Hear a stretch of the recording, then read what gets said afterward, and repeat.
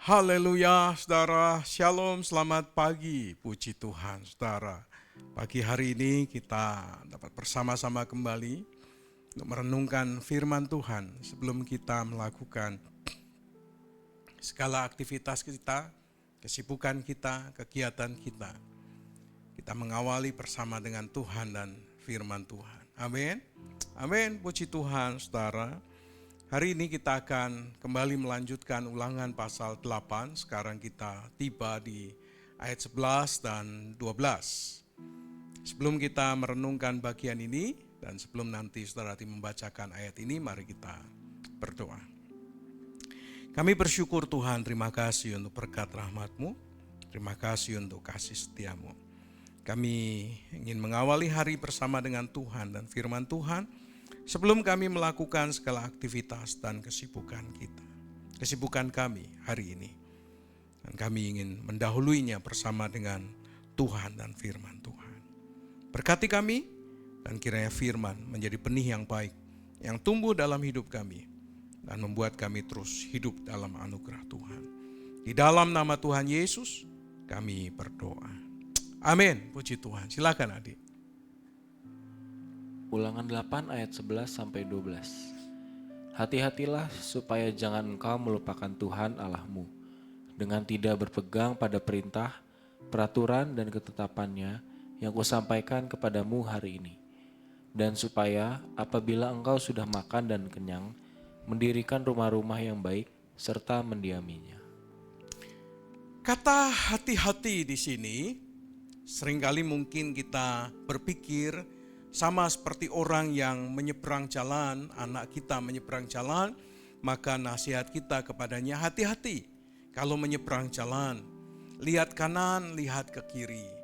Kalau sudah tidak ada mobil atau tidak ada motor, sudah gak sepi atau kendaraan yang akan lalu masih jauh, kau boleh menyeberang jalan.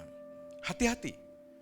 Sama seperti kalau orang naik motor atau mobil, mengendarai, kita sering kali berpesan, hati-hati di jalan. Saudara, kata hati-hati di sini, itu konotasinya tidak itu. Ya, konotasinya bukan seperti hati-hati yang sering kali kita nasihatkan kepada anak kita, nasihatkan kepada teman kita, nasihatkan kepada orang yang dekat dengan kita, supaya selamat di perjalanan atau selamat ketika melakukan banyak hal. Bukan, setelah konotasinya tidak seperti itu. Karena kata hati-hati di sini itu berupa kata kerja, bentuknya imperatif, sebuah kata perintah. Tapi di sini adalah seruan untuk taat kepada Tuhan. Jadi hati-hati di sini itu punya konotasi atau punya makna, punya arti, punya maksud agar umat Tuhan itu taat kepada Tuhan. Oleh karena itu, kalau kita ingin menerapkan ini, meletakkan kata ini kepada ayat ini, kata ini bunyinya demikian. Taatlah kepada Tuhan. Hiduplah dalam ketaatan kepada Tuhan. Setia dan taatlah kepada perintah dan firman Tuhan supaya taatlah, setialah supaya engkau jangan melupakan Tuhan. Saudara, ketaatan kita kepada Tuhan itu merupakan satu hal yang penting. Karena ketaatan merupakan sebuah dampak dari kita mengasihi Allah. Ketaatan bukan dampak dari kita takut akan Allah. Ada anak-anak yang melakukan perintah orang tuanya karena takut diancam oleh orang tuanya. Tetapi taat kepada Tuhan itu bukan karena kita takut kepada Allah, tapi karena kita mengasihi Allah. Kita mencintai Allah, maka kita melakukan perintahnya dengan penuh ketaatan. Karena kita mengasihi, mencintai Allah dengan segenap hati, segenap jiwa, dan segenap kekuatanmu.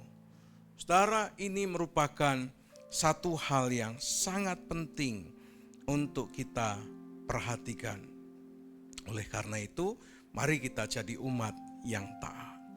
Nah, kata yang kedua yang perlu kita garis bawahi adalah jangan engkau melupakan Tuhan Allahmu dengan tidak berpegang kepada ketetapannya yang disampaikan oleh Musa pada hari itu.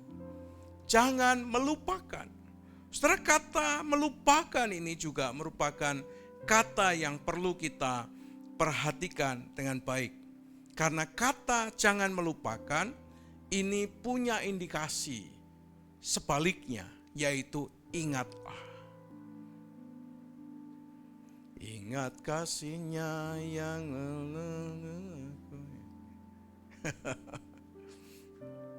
ingatlah, saudara.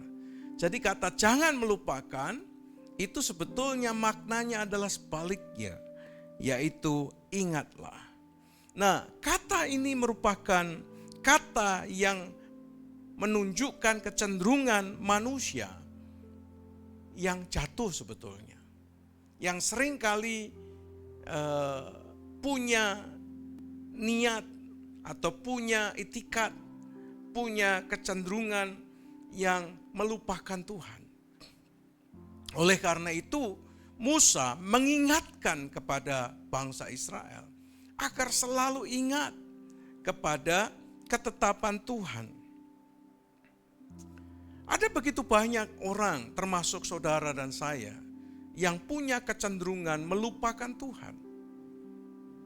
Melupakan Tuhan karena banyak faktor, karena mungkin karena kecenderungan manusia yang jatuh dalam dosa. Dosa membuat kita seringkali melupakan Tuhan. Dosa membebani pikiran kita, terus membuat kita untuk lupa kepada Tuhan. Jadi sebetulnya lupa Tuhan itu karena dosa membuat kita lupa Tuhan. Dosa membuat kita melupakan kebaikan Tuhan. Dosa membuat kita melupakan ketetapan Tuhan. Dosa membuat kita melupakan perjanjian Tuhan. Dosa memang membuat kita punya kecenderungan untuk tidak setia dan taat kepada Tuhan. Oleh karena itu, hati-hati saudara. Karena dosa yang semakin kuat, dosa yang semakin dominan dalam pikiran dan hati kita akan membuat kita melupakan Tuhan. Membuat kita tidak punya kecenderungan untuk mengasihi Tuhan dengan segenap hati, segenap jiwa, dan segenap akal budi. Dosa membuat kita punya kecenderungan untuk tidak menghadiri ibadah. Dosa membuat manusia punya kecenderungan untuk tidak ingin mendukung pekerjaan Tuhan. Dosa, saudara.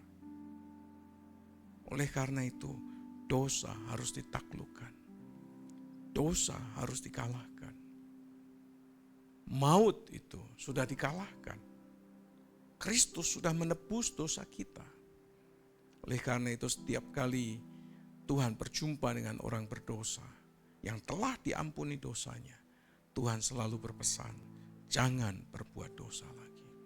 Karena kecenderungan manusia yang jatuh dalam dosa, dia melupakan Tuhan. Dia menjadi tidak setia dan taat kepada Tuhan. Dia melupakan perjanjian dengan Tuhan. Dan lupa yang lainnya. Orang yang secara religius itu puas juga sama. Ya. Saudara perhatikan orang-orang ya, seperti orang Farisi, ahli Taurat. Mereka adalah orang-orang yang memiliki religiusitas yang sangat tinggi, tapi punya kecenderungan melupakan Tuhan, melupakan ketetapan Tuhan, melupakan perintah Tuhan sedemikian rupa. Saudara, ketika kita lupa berkat Tuhan, kita menipu diri kita sendiri ke dalam pemikiran bahwa kita melakukannya sendiri oleh sumber daya kita sendiri. Saudara. Jadi orang yang melupakan Tuhan sebagai sumber berkat Tuhan, maka orang ini sedang menempatkan dirinya dan berkata bahwa semua yang dihasilkan adalah karena usahanya sendiri. Dia bukan saja melupakan perintah Tuhan, tapi dia juga melupakan Tuhan sebagai sumber berkatnya, sumber hidupnya. Saudara, oleh karena itu hati-hati. Firman Tuhan berkata, jangan sampai kita melupakan Tuhan. Nah, melupakan Tuhan itu karena dosa. Yang kedua, melupakan Tuhan itu karena kita sombong, saudara. Kita menjadi sombong dan berkata bahwa segala sesuatu bukan dari Tuhan, tapi karena usahanya sendiri. Oleh karena itu, saudara, orang bisa melupakan perintah Tuhan, ketetapan Tuhan, tapi orang juga bisa melupakan Tuhan sebagai sumber berkat, sumber kehidupannya. Saudara, ini persoalan kehidupan kita. Bahwa ketika kita punya banyak, kita punya segalanya, kita lalu berkata bahwa ini karena hasil usahaku. Efesus 2 ayat 8, 9 dan 10 mengajarkan kepada kita bahwa keselamatan itu bukan hasil usaha kita, tapi karunia Allah, pemberian Allah, anugerah Allah. Pertanyaannya adalah bagaimana cara kita mengingat Tuhan dalam segala kehidupan kita. Bagaimana cara kita mengingat Tuhan? Coba lihat dulu di Lukas 6 ayat yang ke-46. Lukas 6 ayat 46. Mengapa kamu berseru kepadaku, Tuhan, Tuhan, padahal kamu tidak melakukan apa yang aku katakan? Saudara, perhatikan baik-baik. Ada orang yang berseru-seru, Tuhan, Tuhan. Tuhan, Tuhan. Padahal kamu tidak melakukan apa yang aku katakan. Bukankah kita juga sama, saudara? Seringkali memanggil Tuhan, Tuhan, tapi tidak mau taat. Tuhan, Tuhan, tapi nggak mau setia. Tuhan, Tuhan, tapi sombong. Tidak mengakui Tuhan sebagai sumber berkat dan sumber hidup. Kita berseru Tuhan, Tuhan. Tapi kita tidak setia beribadah kepada Tuhan. Kita tidak menghidupi sebuah kehidupan sebagai orang yang percaya. Tapi selalu panggil Tuhan, Tuhan, Tuhan, Tuhan. Saudara, cara terbaik untuk mengingat Tuhan adalah melakukan perintah Tuhan dengan ketaatan. Cara terbaik untuk mengingat dan tidak melupakan Tuhan adalah melakukan perintah Tuhan dengan kesetiaan dan ketaatan. Cara terbaik untuk tidak melupakan Tuhan adalah bersyukur bahwa Tuhan adalah sumber berkat dan sumber hidup kita. Jangan sampai kita panggil Tuhan, Tuhan, tapi kita melupakan Tuhan. Jangan sampai kita berseru-seru kepada Tuhan, tapi kita mengabaikan perintahnya. Ini dakian, saudara, kata orang Jawa. Nakalan, mau untungnya, tapi tidak mau Tuhannya. Mau berkatnya, tapi tidak mau setia. Mau anugerahnya, tetapi tidak mau melakukan perintahnya dengan ketaatan.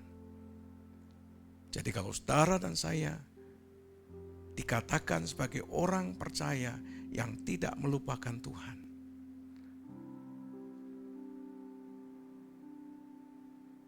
satu hal yang perlu kita lakukan.